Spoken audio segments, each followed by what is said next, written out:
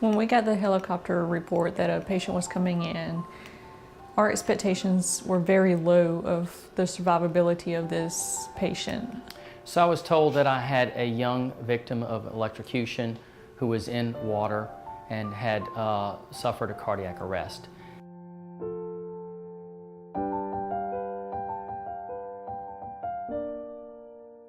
She was unresponsive and she was a GCS of 3, meaning that she didn't have any kind of neurologic responses to any type of stimulus. And so this type of patient, it's very rare that they will have a return to normal function or that they will have a full recovery and walk out of the hospital. When I saw Christina, I thought for sure she was going to be a LOPA case.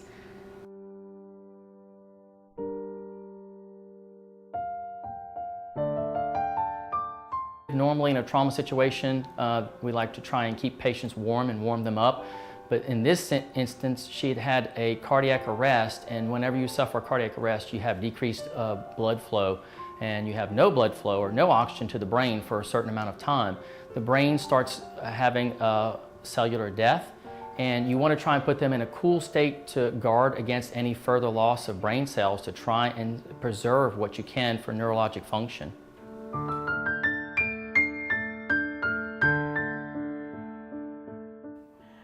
When we saw her, of course, you know, that's probably every parent's worst nightmare, is seeing their child pale, hooked up to tubes and monitors and more tubes and monitors and not moving.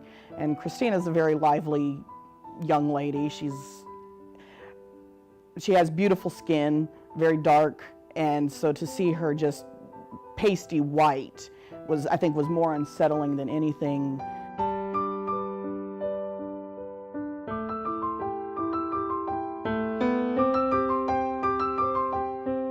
Here's this beautiful young girl, and that could be my child, laying there in that bed that I'm dependent on somebody to save. Our initial thoughts were she's young. We hope she's going to do well. You know, she's young, because to look at her, she didn't have a blemish on her.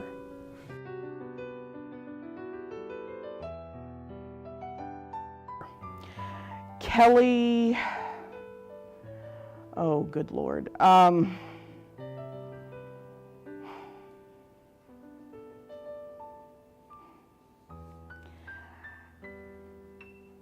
Kelly is an angel. I truly believe Kelly was put in that SICU the first 2 days Christina was there for no other reason than, one, to take care of her, but mainly to take care of us.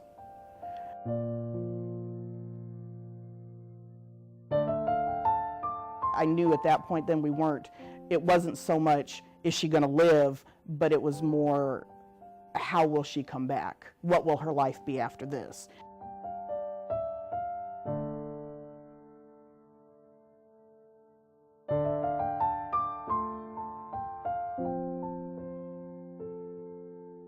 The first time Christina squeezed my hand on purpose, I squalled like a baby for an hour up there. She was trying desperately to talk to me, and I knew Christina was going to be fine when she rolled her eyes and gave me that, "You're such a dumb mom, you know, you never understand what I need you to understand," you know, and I knew that she was back. 12 days before, I had expected to be at that hospital for a very long time.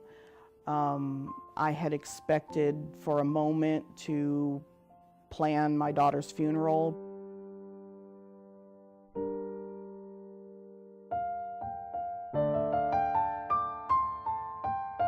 There's no way this was supposed to happen. It was the most amazing feeling in the world. It was the most humbling, because I know how it could have turned out. You know, she could have been going to a rehab facility or, you know, extended, you know, lifetime care kind of facility.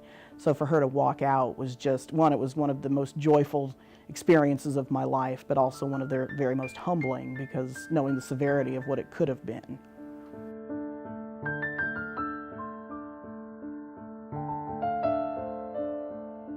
My name is Christina. I'm 17 years old and a senior at Washita High School.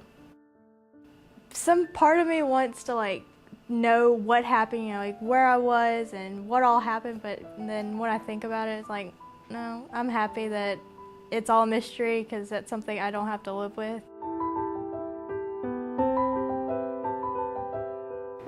Patients like Christina, again, we don't get to see that very often, and whenever we do, it reminds me of why I became an ER nurse.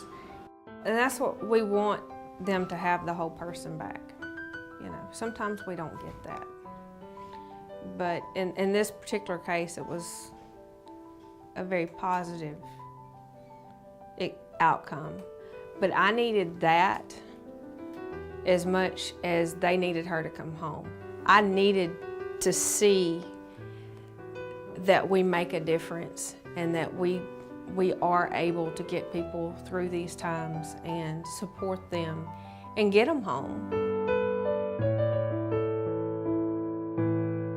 Everybody was amazing. I have nothing but marvelous things to say about the nurses. I have nothing but praise for the doctors, for the entire staff, because I know they went above and beyond what was expected of them for my daughter.